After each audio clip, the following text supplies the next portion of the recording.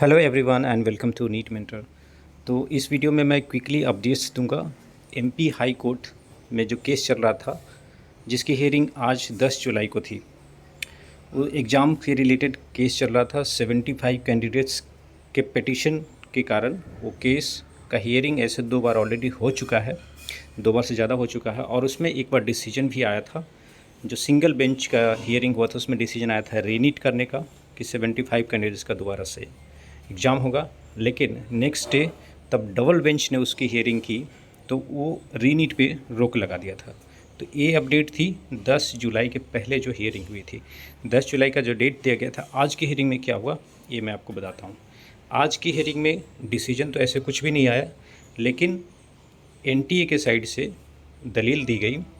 जो उनका प्रोसीडिंग होता है कि अपने पक्ष को रखना, उन्होंने सेम लॉजिक को फिर से दोहराया कि देखते हुए कि जिन जो वहाँ पे सेंटर पे कैंडिडेट थे, उन कैंडिडेट्स में से कई लोगों ने 600 प्लस मार्क्स लाए हैं और नंबर ऑफ़ क्वेश्चंस जो अटेम्प्ट किए गए हैं वो भी ऑन एवरेज उतने हैं जितने कि दूसरे सेंटर जहाँ पे लाइट का प्रॉब्लम नहीं था। बेसिकली प्रॉब्लम ये थी, अगर आपको नहीं पता है तो, उन सेंटर पे लाइट आउट हो गया था कुछ समय के लिए और सेंटर के अंदर अंधेरा छा गया था, इसलिए कैंडिडेट्स को दिखने में प्रॉब्लम हो रही थी।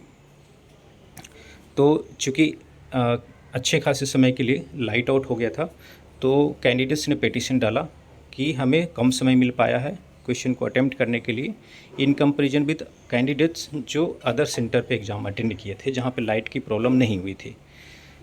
तो एनटीए के साइड से ये बोला गया है कि जो देखा जाए कि लाइट के आउट होने के कारण उतनी प्रॉब्लम नहीं आई है। लाइट की अवेलेबिलिटी थी वहाँ पे, नेचुरल लाइट और कोई सोर्स नहीं था। लेकिन सीसीटीवी कैमरा का फुटेज एनटीए प्रोवाइड नहीं कर पाई है, ठीक है, जो भी उसके स्टेक होल्डर हैं उनके थ्रू। तो एक कोर्ट को उनको मिली नहीं प्रूफ कि वहाँ पे लाइट का जो कंडीशन था कैसा था, ये एडुकेट था या नहीं था। और दूसरे साइड से जो पिटिशनर के साइड से ये बात कही गई कि वहाँ पे प्रॉब्लम हुई है, ठीक है। तो इस डिसीजन पे अभी नहीं आया गया है। जो जजेज हैं उनको लग रहा है कि कुछ हद तक प्रॉब्लम तो हुई है, लेकिन चूँकि पिछले वाले डिसीजन में सेम जो 2 जजेज का बेंच था उन्होंने रीनीट को होल्ड कर दिया था। रीनीट सभी के लिए नहीं, उन 75 कैंडिडेट्स के लिए ही था ओनली, उसको होल्ड कर दिया था। तो मुझे जैसा लगता है, क्योंकि अभी डिसीजन आई नहीं है, एक और हियरिंग रखी गई है जो कि 14 जुलाई को होगा, just after 4 days.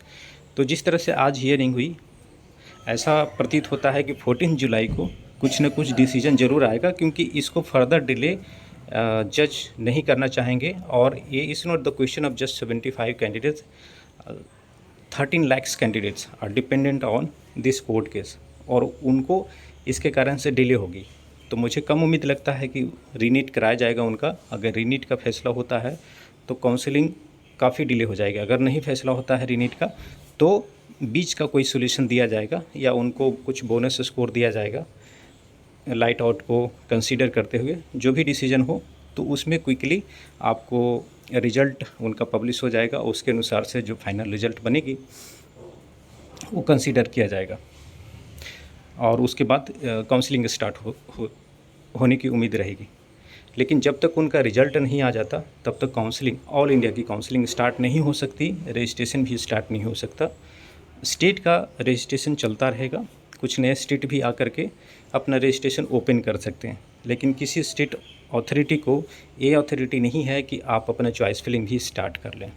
Choice filling start कर लेंगे भी तो भी रिज़ल्ट नहीं दे सकते जब तक ऑल इंडिया का फर्स्ट राउंड का रिज़ल्ट नहीं आ जाता। तो ये इन समरी, इन नटशेल आज का जो 10 जुलाई का हियरिंग रहा एमपी हाई कोर्ट का, जिस पे कि आगे का बहुत ही एक क्रिटिकल कोर्ट केस हो गया है, उस पे आगे का प्रोसीडिंग डिपेंडेंट है। तो you need to wait for another 4 days और after that only you will get some clarification कि in which way this case is going and how much delay more you can expect for the NEET counselling. Okay, so इस video में इतना ही।